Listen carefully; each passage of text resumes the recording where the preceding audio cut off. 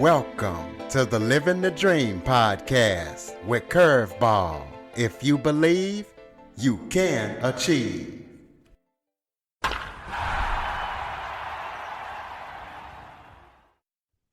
Welcome to the Living the Dream with Curveball podcast, a show where I interview guests that teach, motivate, and inspire.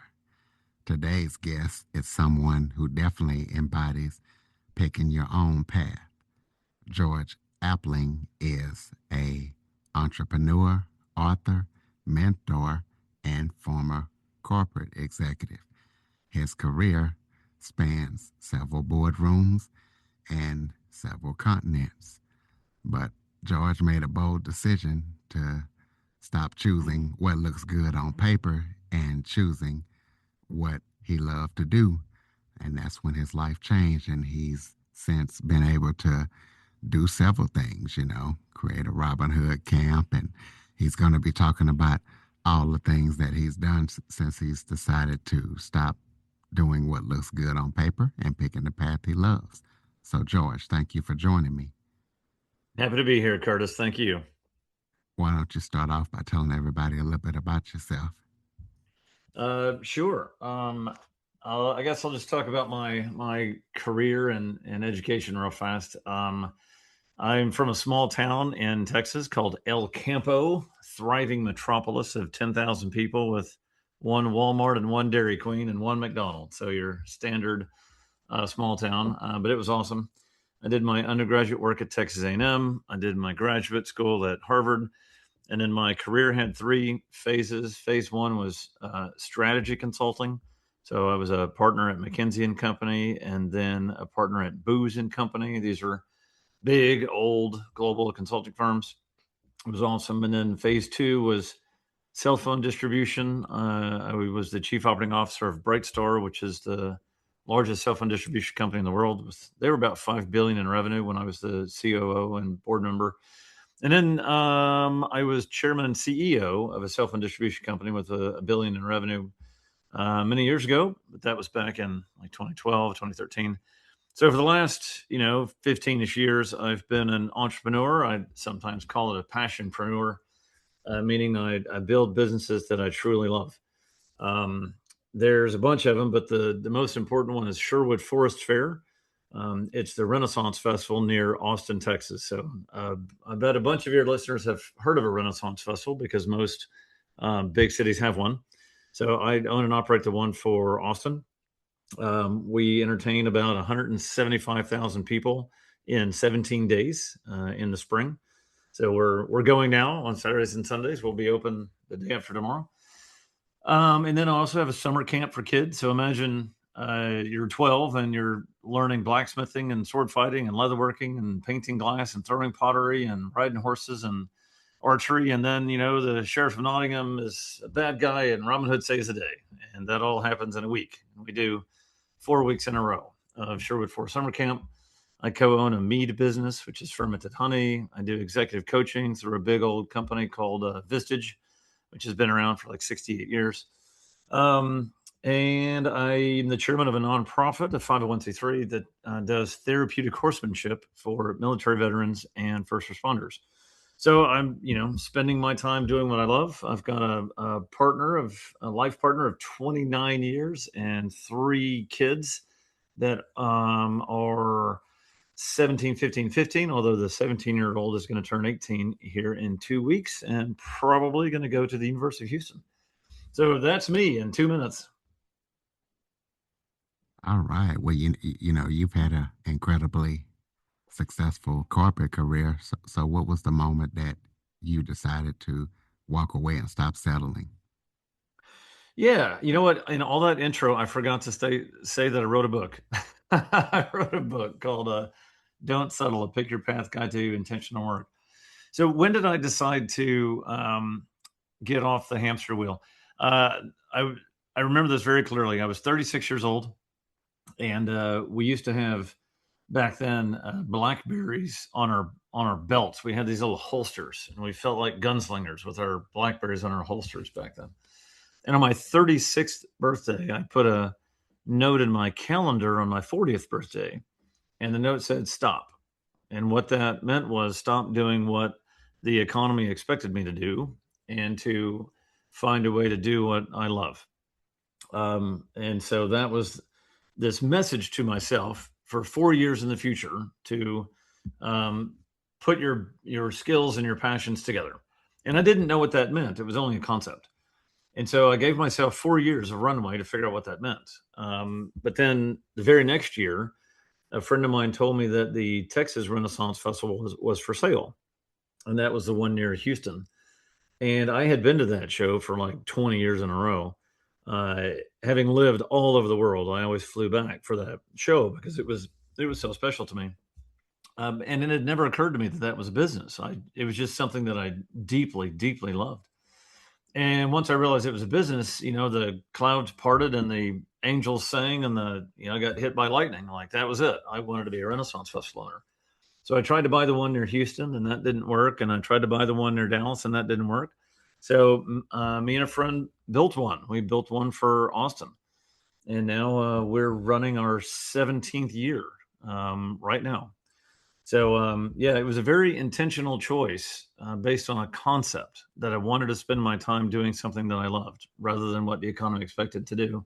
And then once I had my mind very much open to that possibility, I figured out what that meant pretty quickly. Okay, well, let's talk about your book. And while you're doing this, you can tell listeners about the book, but your book focuses on intentional work. So, how can someone tell whether they're working unintentionally? Yeah. So the key thing about my book is it helps readers choose the relationship between their passion and their work. And there's this great divide in the world between people like Steve Jobs and Oprah Winfrey who say follow your passion. Life's too short. You have to work at what you're passionate about on one side. But there's another side of the argument with people like Mark Cuban and Scott Galloway who say uh, that's BS. It's just total BS. You shouldn't follow your heart. You should follow what you're good at. And I think as I listened to that over the course of decades, I thought, well, both these sides of the argument are too simple. And what I came up with is 5 different ways that your passion and your work can relate to one another. And my book is fundamentally a framework that helps you pick which one is right for you. And then it lays out a game plan for the next steps along that path. So that the 5 paths are: one, passion now. So there's a certain sort of circumstances where you should follow your passion now, especially as a young person.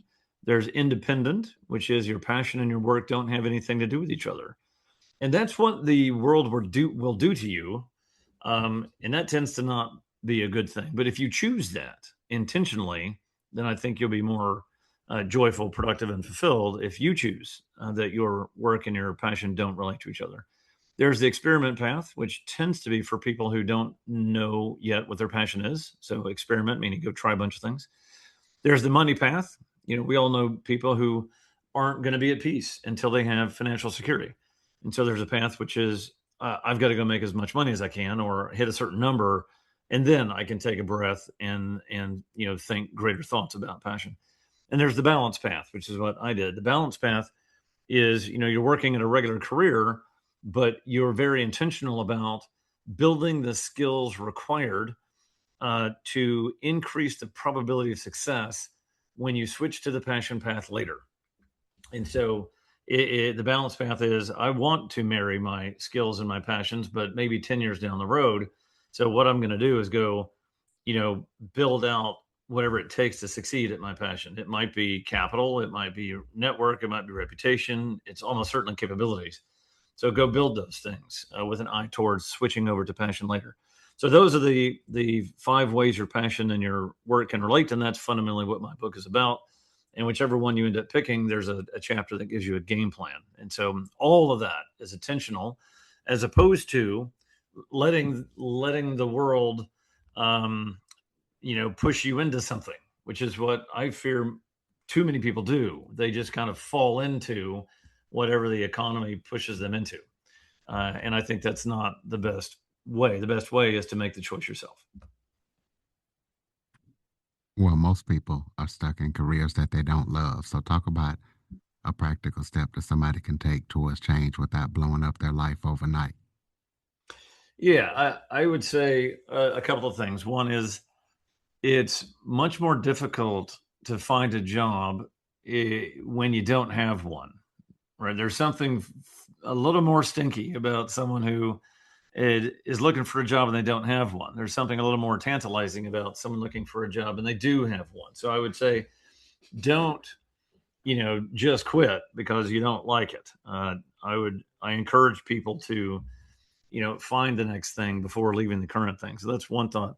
Another thought would be, you can cultivate passion projects on the side. And I talk about this in universities pretty regularly. I was actually at the University of Texas in Austin yesterday, and sometimes young people say, "Well, I've got three different passions," and I'll say, "Great," and then they'll say they're on the balance path, meaning they need to go build some capabilities and some capital and some knowledge before following their passion. And I say, "Look, cultivate all three. You should never have a phase in your life when you're not cultivating passions, even if it's just 5 hours a week, even if it's talking to people in that field or writing business plans or studying or rehearsing or whatever it is you're passionate about. You got to spend some time on that, every month for your entire life, and then hopefully at some point you'll be able to hop over and do that for a living. But fundamentally, you asked, what advice do I give if you don't like your job? I would read my book, which sounds selfish. I mean, it's not like anybody very few people make money selling books. I wrote it because I think it's genuinely helpful. But, figure out what path you're on. If the conditions are right for you to be on the passion now path, you're really lucky. You get to pull the ripcord, get out, and go follow your heart, which would be awesome. But that may not be the case. It may be that you need to be on the balance path and you're in a job that you hate. But what you need to be thinking about is, what's the job that can help you build the capabilities you need to succeed in the passion path down the road, right? And so whatever path you choose, there's a game plan, and I think that game plan gives a sense of purpose. And I think the sense of purpose is what is the antidote to being pissed off about your work. Let's take a quick break. In Kansas, blind vending operators are vanishing without a trace. No bodies, no witnesses, only silence. Detective Michael Miguel thought he had seen everything, but this case pulls him into something far darker, a web of institutional corruption so deep it was never meant to be uncovered. When vulnerable blind people disappear and bureaucracies close ranks, one question remains: who will fight for justice? As Miguel digs deeper, he uncovers a conspiracy reaching the highest levels of power, a system that exploits the very people it was designed to protect. The truth is buried in paperwork, hidden behind closed doors, guarded by those who have everything to lose. Some conspiracies hide in plain sight. This one hides in the dark.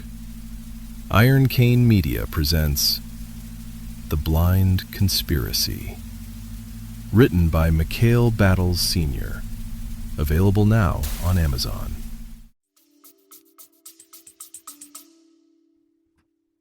Well, I know you've built some really unique businesses from mead making to medieval festivals. How do you decide which passions are worth turning into a business? So it all started with that thunderclap moment of, I wanted to own a Renaissance festival. So that was the beginning. And I mentioned I traveled back for many years to go to the Texas Renaissance Festival in Houston, but just to put a fine point on that, I went to that show near Houston, having lived in College Station for 5 years, Boston 3 years, Germany 3 years, England a year, Russia a year, Australia a year. Like, there was no doubt that I was deeply in love with the Renaissance Festival. So once I started thinking about it as a business, I was set. And then I was the dog with a bone to go get in that business. So that was the core. And then, what happened is I started thinking like I was trained as a strategist, and realized that the majority of the national mead market is in Renaissance festivals, right? Renaissance festivals sell more mead than thousands of retail stores. And then I figured out my cousin is a mead maker. So then, boom, right after year one of the fair, which is 2010, we got in the mead business. Even before that, even before we opened, I realized that selling $99 swords is a very successful business at Renaissance Festival. So I got into that with another friend.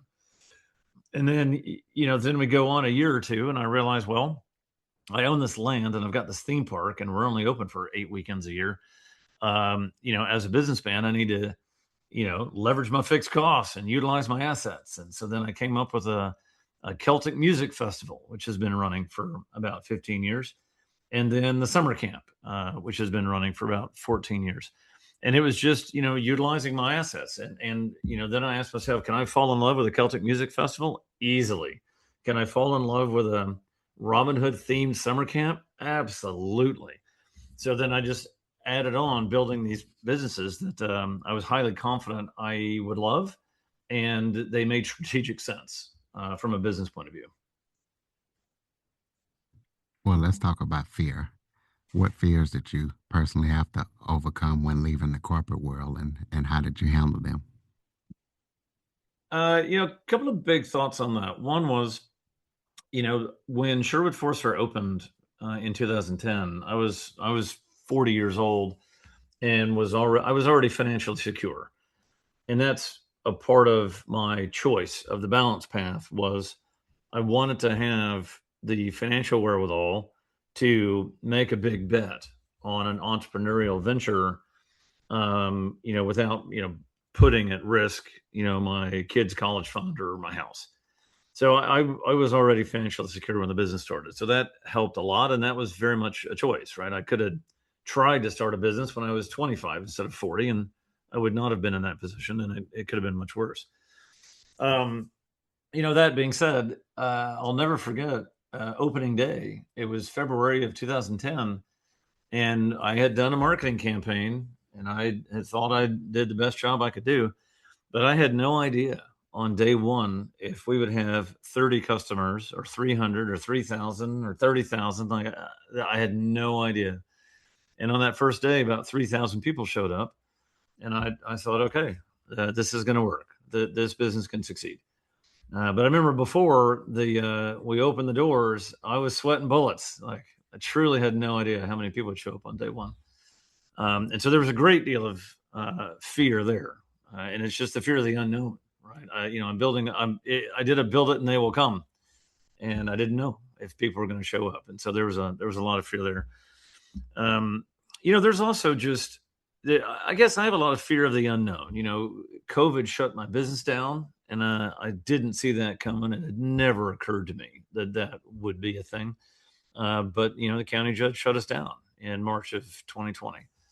And so, now I'm a little more afraid of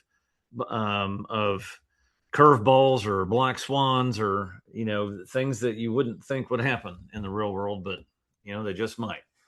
All that being said, though, I'm swinging swords and, playing dress up for a living. So I'm trying to enjoy the ride. Well, I know you've worked with CEOs and high-level leaders. So what is the most common mistake successful people make when it comes to fulfillment? The most common mistake I think CEOs make is they wait too long to get rid of toxic people. I think it's very rare for a CEO to fire a toxic person or to fire anyone and think, I really should not have done that. Versus, I think it's very common for a CEO to move someone out and for them to feel a sense of relief and think to themselves, I should have done that earlier. And so, there's this old adage, especially in small and medium business, that you hire slow, fire fast. Meaning, if someone is toxic to your culture, you got to get rid of them because everyone is going to breathe easier when the toxic person is gone. And a lot of CEOs will avoid the pain of doing that. And then they miss or they delay the easy breathing that comes along with getting rid of a person that shouldn't be in your company. I'd say that's a very, very common mistake. That and, hiring, when you get your business to a point that it needs to be professional, whatever, let's say it's a Vistage size of, 5 million in revenue plus, I think you need to be a little bit extra careful about, hiring friends and family. It's probably once your business is at some sort of scale, you need to think more clearly about hiring professionals or people who are very qualified to do the job, as opposed to, you've known them a long time. Well, hopefully I don't butcher this word, but your equine program for first responders and veterans is pretty powerful. So talk about that program, what inspired it, and what transformations have you seen? Oh, yeah, it's an awesome program. So it's called Knights of the Grail. It's a 501c3 nonprofit. We've been around for formally 8 years, informally a couple of more before that. And what we do is therapeutic horsemanship for military veterans, even active duty if they're around, and first responders. And so almost every weekend of the year, we have clients and horses together. Even during the Renaissance Festival, the show, the Knights of the Grail, they're putting on a performance twice a day. They're riding the horses in the grand parade going through the theme park. And so almost every weekend of the year, we've got veterans and horses together, pretty much with the only exception being August, when it's Central Texas is not a happy place to be in August because it's like 103 degrees every day. And so what goes on there is, there's this famous saying from Winston Churchill that, apologies for the sexism, but this is what he said. He said, there's something about the outside of a horse that is good for the inside of a man. And as a horse person, that's clearly true, that these horses, the interaction between a horse and a person brings about a sense of calm. So I think, horse people all over the world understand that it's true, that, horses can help bring you peace. But then why that is, I think, is still a little bit of conjecture. My conjecture is the following. Horses are very empathic. Meaning your emotions can affect their emotions. So if you're really agitated, the horse is more likely to be agitated. If you're calm, the horse is more likely to be calm. They're also prey animals. So lions eat the horses and horses just eat grass. So they're easily spooked.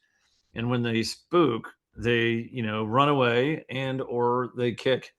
And when our horses are big. They're like draft horses, 1,500 pounds. If a 1,500-pound horse kicks you, it's not going to be a good day. And so what all that means is when you're dealing with these horses, you really have to approach them from a sense of peace, from a sense of calm, because one, it's safer. You're less likely to get kicked. And two, it's more productive because the horse is more likely to be calm and peaceful. And that training yourself to be calm and peaceful with the horse this is just my belief. That's what leads to the therapeutic benefit of putting horses and veterans together. And so we do it all the time. And it's beautiful. There's a whole group of people who would say that the Knights of the Grail program has kept them alive. Okay, well, you talk about how one of your biggest qualities is that you love your life. So what is the key ingredients for someone to build a life that they love? Yeah, I think it's intentionality. I think, even if you choose the independent path is what I call it, where your passion and your work don't have anything to do with each other. Let's say your only passion is smoking pot and playing video games. That's it. And you're not going to make a living doing that. Making the intentional, explicit choice that your passion and your work don't overlap I think you'll be more joyful and productive and content because it's your choice, not the world's choice, or not the economy's choice, or not the default scenario. And so I think intentionality is the key. It's intentionality and agency. Intentionality meaning I'm choosing the path that I'm on and the next steps on that path. And agency is the philosophy that leads you to believe that you can be intentional. Agency meaning you can take action to make your life better. And if you don't believe in your own agency, meaning you don't believe that you can take action to make your life better, there's almost no chance that your life is going to be better. But if you do accept agency and you do believe that you can take action to make your life better, then you are very, very, very likely to make your life better. So intentionality fueled by a belief in your own agency. Well, speaking of path, for someone who is listening right now who feels like it's too late to change paths, what else would you say to them? Because I know you just said some things as well. I love the question about, is it too late? I love this question because, my kids are teenagers, and, if they don't get into their top choice college, they feel like, failures, and it's too late. And I'm like, guys, it's early rounds. And I remind them of Colonel Sanders founded Kentucky Fried Chicken when he was 62 years old. And then he only did it for like 5 years. And at 67 ish, he sold the business for many, many millions of dollars. So if Colonel Sanders can, follow his passion and make millions of dollars at it starting at 62, it is not too late for you. And there's all sorts of, quality thinkers in the world who will say, you know what, it's pretty easy to get intentional about your life at any year, at any decade, at any age. And that's I very much believe that it doesn't matter how old you are. There's value in choosing what you're going to do, and there's value in choosing to take action to make your life better, regardless of your age. Well, if you could go back and give your younger self a piece of advice about work, success, and happiness, what would that advice be? It's a difficult question for me because I'm really, really happy with where my life is, and everything I did, got me here. On the other hand, I think if someone tells you they don't have regrets, they're not thinking hard enough because everybody has regrets. So yeah, it's a really hard question of what advice I would give to my younger self, because this philosophy of I'm going to marry my skills and my passions at some point down the road, and I'm going to have financial security before I do that.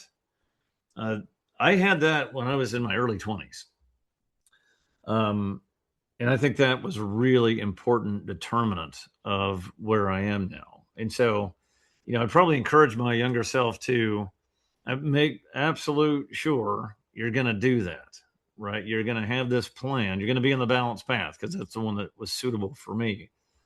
So I did the balanced path, but if I had to go back in time, I would just make for absolute certain that that's what I was going to do for me. And like, that's only one of the 5 paths, but it was the right one for me. Well, tell us about any upcoming projects that you're working on that people need to be aware of. Well, we're running the medieval theme park right now. We've got 2 weeks left. We close on April 19th, and we'll run our summer camp in June and July, and our Celtic Music Festival in December. I've got a new thing that's only been about 3 or 4 years called Heinefall. It is, if you didn't think I was weird already, Curtis, it's about to get weird. It's a live action role play where you spend a week in my theme park, but you're in character and you're dressed up in like medieval garb the whole time. And there's this and you're a part of the storyline where you've got guilds and factions and intrigue and artisans doing stuff. And these guys fight. They have these kind of human safe weapons, and they have all these fights. It's a week-long, immersive live-action role play in my medieval theme park. So that's a week in November called Heinefall. And in that group, they do stuff every month. But the November thing is the big one. That's really cool. My book is going well. The thing I'm trying to spend more time doing is giving my book talk. So again, I went to UT yesterday and did it. I go to UT every semester and give my book talk. I go to Texas A&M every semester and do my book talk. And I've traveled to multiple states to do it. I'd like to do that more because every time I give my talk, to 100 students, 50 of them will stand in line for 20 minutes to shake my hand and say thank you. That meant a lot to me. And so I'd really like to have a more fully booked nationwide speaking tour. So if any of your listeners are in that world, I'd love to spend more time doing that. What's your contact info so people can keep up with everything that you're up to?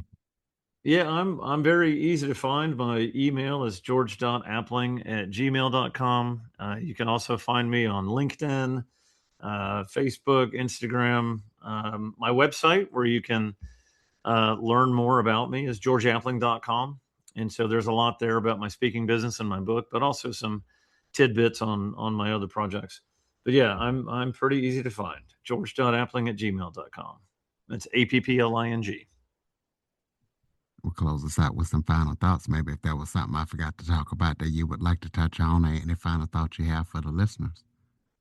I would just reiterate that the most important thing for people to take away from me, or there's a lot of people that would say this, is that you can take action to make your life better every day. And I'll put a really fun factoid on that from a book called Atomic Habits by James Clear, where he says 1.0 raised to the 365th power is 1.0. And the one being kind of a metaphor for a step. But if you take 1.01, the idea being 1% better, and raise that to the 365th power, the result is 37. So if you get 1% better every day, the outcome a year later is 37 times not getting 1% better every day. So that's what I would want people to take away, is that, in the words of my Texas A&M professor friend Ken McFarland, today is a good day to get better. So get 1% better today. All right, ladies and gentlemen, georgeappling.com. If you're in the Austin area, check everything out he's got going on. Pick up that book. He's definitely got some interesting stuff going on, and some businesses that are unique and that I've never heard of. So please be sure to follow, rate, review, and share this episode to as many people as possible. Also, if you haven't done so, visit www.curveball337.com. Check out the site, share the website and the show to everybody you know. Sign up for the newsletter, leave us a review, drop us a line. If you have any suggestions or anything like that, definitely let us know. Thank you for listening and supporting the show. And George, thank you for all that you do, and thank you for joining me. Thank you so much. Happy to be here. For more information on the Living the Dream with Curveball podcast, visit www.curveball337.com. Until next time, keep living the dream.